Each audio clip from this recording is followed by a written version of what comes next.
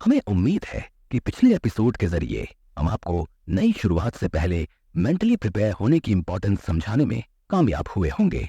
तो आइए अब आगे बढ़ते हैं। जब आप अपना खुद का बिजनेस शुरू करना चाहते हैं तो सबसे पहले दिमाग लगाते हैं कि कम से कम इन्वेस्टमेंट हो और ज्यादा से ज्यादा प्रॉफिट गेन हो। आइडियल कंडीशन में होना भी यही चाहिए। ऐसा सोचने में बुराई नहीं है।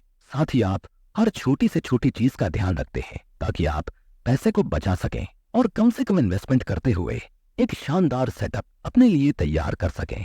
बिजनेस ही नहीं, दुनिया की हर सक्सेस एक्टिविटी के पीछे 4 स्टेप्स होते हैं। Plan, do, check and and. मतलब पहले प्लानिंग करें, फिर उसे इम्प्लीमेंट करें, उसके बाद उसकी चेकिंग करें और सुधार के साथ एक बार फिर इम्प्लीमेंट दोहराएं। इस पूरी प्रोसेस को PDCA साइकिल कहा जाता है, जो सक्सेस अचीव करने तक रिसाइकिल की जानी चाहिए। आइए समझते हैं प्लानिंग को। किसी भी बिजनेस का सबसे इंपॉर्टेंट फेज है प्लानिंग। प्लानिंग में बिजनेस के सिलेक्शन से लेकर उसमें लगने वाले रिसोर्स और रूट प्लान तक हर चीज इन्वॉल्व है। किसी भी बिजनेस का सिलेक्शन करने से पहले आपको मार्केट रिसर्च करनी होती है। मार्केट रिसर्च में आप कस्टमर, सप्लायर और रॉ मटेरियल अवेलेबिलिटी के साथ साथ प्रेजेंट सिनेरियो पर स्टडी करते हैं। Legal and under resource availability भी प्लानिंग का मुख्य हिस्सा है। आमतौर पर बिजनेस की सक्सेस के पीछे ये धारणा है कि कोई प्रोडक्ट बाजार में कितना सफल होता है, लेकिन सिर्फ प्रोडक्ट की सफलता को बिजनेस की सफलता से जोड़कर देखना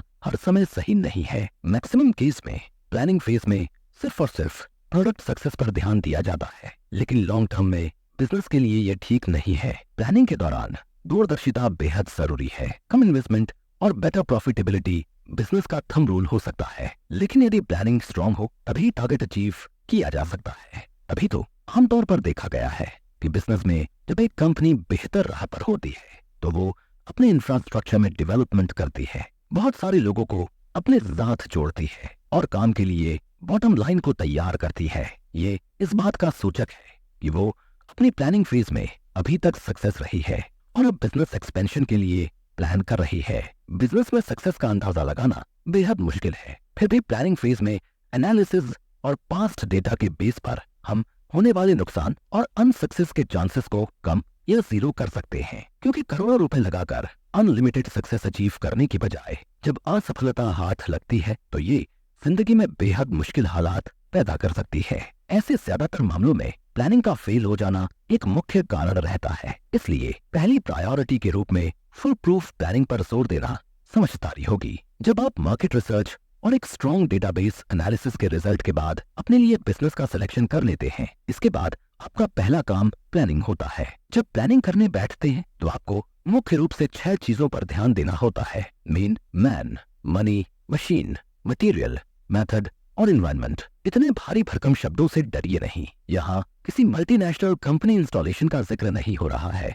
दरअसल man, money, machine, material, method और एनवायरनमेंट वो फैक्टर हैं जो पशुपालन, खेती, किराने की दुकान, यहाँ तक कि चाट पकौड़ी के ठेले से लेकर एक मल्टीनेशनल ऑटोमोबाइल कंपनी तक चलाने में कंपलसरी रूप से इन्वॉल्व है। आइए अब जरा आसान तरीके से समझते हैं। मैन, नाम से ही क्लियर है कि यहाँ बात हो रही है उन लोगों या टीम की जो छोटे से छोटे बिजनेस को शुरू करने और चलाने के लिए पहली जरूरत है। टीम के बिना आप किसी भी तरह की शुरुआत और उसके रिजल्ट की कल्पना नहीं कर सकते। प्लानिंग फेज में इस बारे में सोचना बेहद जरूरी है कि आप अपने बिजनेस को सुचारू रूप से चलाने के लिए मैन पावर पर कितना इन्वेस्ट करेंगे और उसका आउटपुट क्या प्राप्त होगा। मशीन। अब बात करते हैं मशीन की। यहाँ मशीन से मतलब कारखानों में लगाई जाने वाली बड़ी बड़ी विशालकाय और महंगी मशीनरी से नहीं है, बल्कि आपके बिजनेस में उपयोग होने वाले कंप्यूटर, होटल में रखा फ्रिज, खेती में उपयोग होने वाले उपकरण या पशुपालन में यूज किए जाने वाले औजार और आपके बिजनेस संबंधी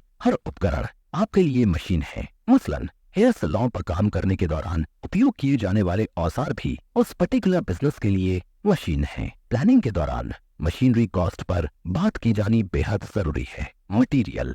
अब बारी आती है मटेरियल की। हम प्रोडक्शन इंडस्ट्रीज के लिए बेहद जरूरी है कि यदि आप किसी प्रोडक्ट को बना रहे हैं तो उसमें उपयोग होने वाले रॉ मटेरियल की क्वालिटी और कॉस्ट आप मेंटेन करके चलें ताकि वो प्रोडक्ट सक्सेस हो। रॉ मटेरियल की अवेलेबिलिटी आपकी सर्विस को अफेक्ट करती है, इसलिए प्रोडक्शन के लिए हमेशा रॉ मटेरियल उपलब्ध हो, इस बात पर मंथन किया जाना प्लानिंग का अहम हिस्सा है। कॉस्ट और क्वालिटी 2 महत्वपूर्ण फैक्टर हैं जो किसी प्रोडक्ट को बाजार में पसंद या नापसंद किए जाने की मुख्य भूमिका अदा करते हैं। ऐसे में मटेरियल की कॉस्ट, क्वालिटी और अवेलेबिलिटी तीनों चीजों को इंश्योर करना जरूरी है। एक होटल बिजनेसमैन के लिए रॉ मटेरियल के रूप में उपयोग होने वाली खाने पीने की चीजों की उपलब्धता, क्वालिटी और कॉस्ट इम्पोर्टेंट है। वहीं ऑटो पार्ट्स बना रही एक बड़ी कंपनी के लिए उसमें उपयोग होने वाले रॉ मटेरियल के रूप में स्टेनलेस स्टील की शीटों की अवेलेबिलिटी, क्वालिटी और कॉस्ट महत्वपूर्ण है। मेथड: प्लानिंग फेज में सबसे ज्यादा जिस चीज पर मंथन किया जाता है